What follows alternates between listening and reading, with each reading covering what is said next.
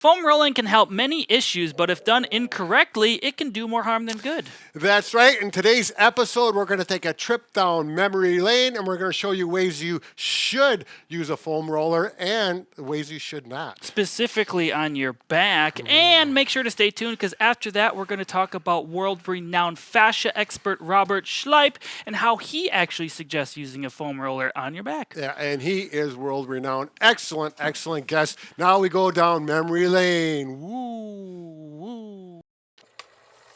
Bob and Brad, the two most famous physical therapists on the internet.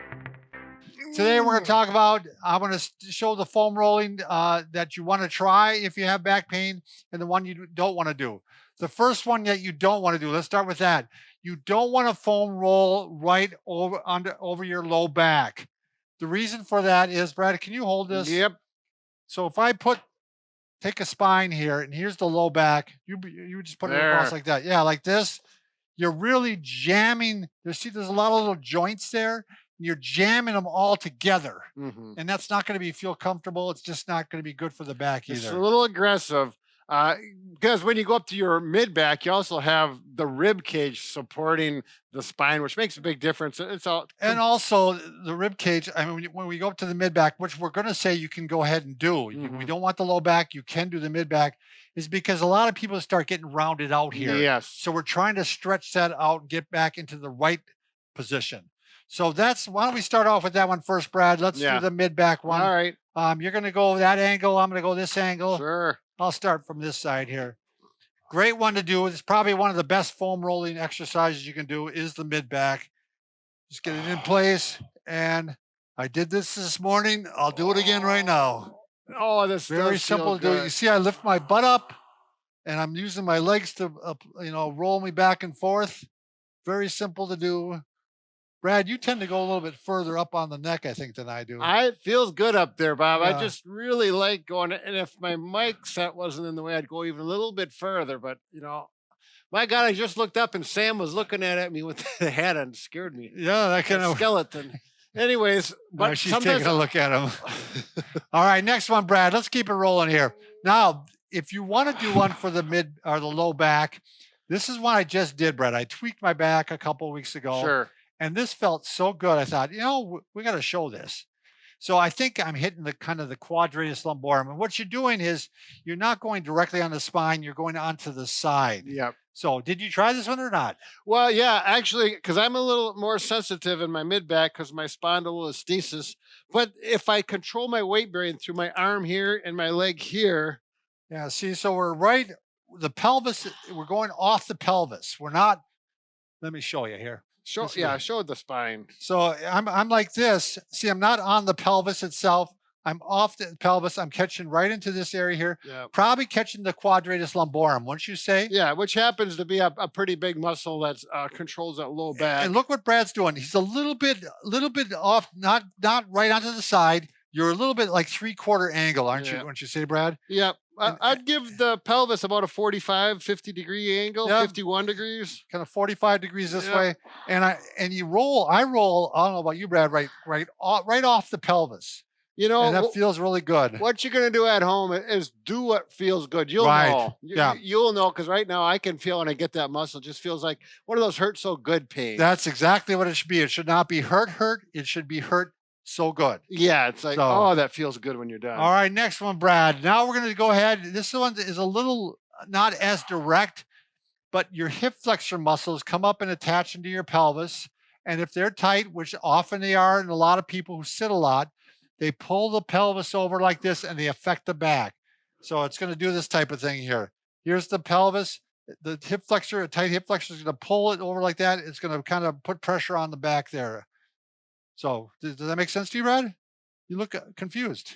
That's all right, Bob. Let's show the stretch. Yeah. We'll talk about it later. Why? There's something he's not agreeing with here. This feels really good, by the way. I want to make sure I got the other side.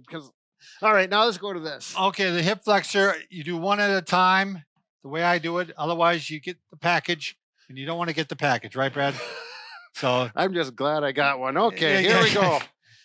So I'm rolling a little bit off onto the side a little bit again here. And this is a great one for hip pain. I mean, this one can really contribute to hip pain if the hip flexor is tight. I'm not going to do this side, Brad, because I have a mic on this side here. Yeah, that'll So that'll ruin your audibility. Excuse me. I actually like to go over and get my hip abductor with this as well. So you can vary that a little. so the hip, just as the hip flexor can affect the pelvis and the back, so can the hamstrings. Oh, So we right. want to do the hamstrings too. Absolutely. So we're going to go ahead. This is the last one we're going to do on the floor. You're going to go ahead and you can roll them both to start off with. That's usually what I do. And then I go down to one, and you can even cross your leg over, and that really hits that one. And the hamstring, remember, goes all the way up to the pelvis. So roll it all the way up there. Way up to the buttocks area.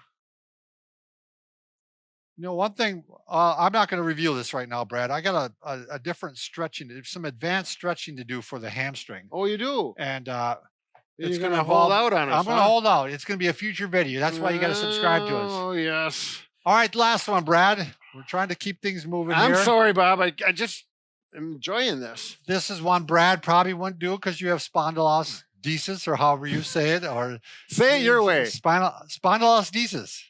Spondylolisthesis? Spondylolisthesis. We'll have an English major Yeah. correct this. So this is just a real simple one you can do.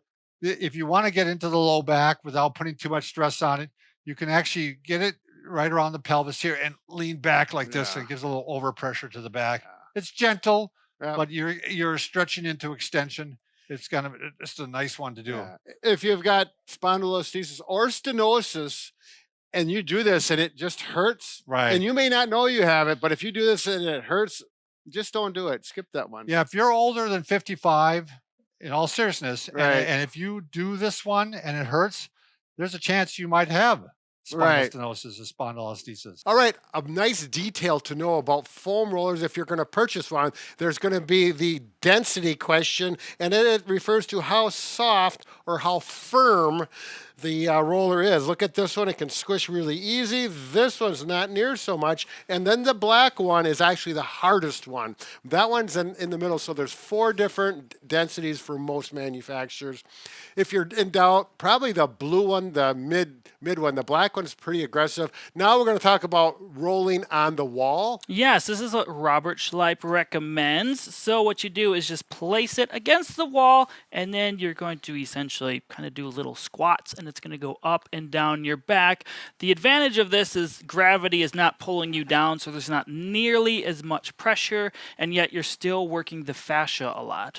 And if you have problems with leg strength, simply hold a cane or 2 sticks on each side. It's amazing what that will help make it much easier to get that up-down motion. But on the other hand, you do get some nice leg strengthening along with this. So it can be a win-win situation for 2 different issues. Now, if you'd like to check out more information on Robert Schleip, you can check out the podcast link on the screen. Bob Schrupp interviewed Bob Schleip. Can we say that? Anyway, if you want to watch that, click it. 2 Bobs, Robert and Bobbert. All right, anyways. Enjoy the day. It is a good podcast. Bob and Brad, the 2 most famous physical therapists on the internet.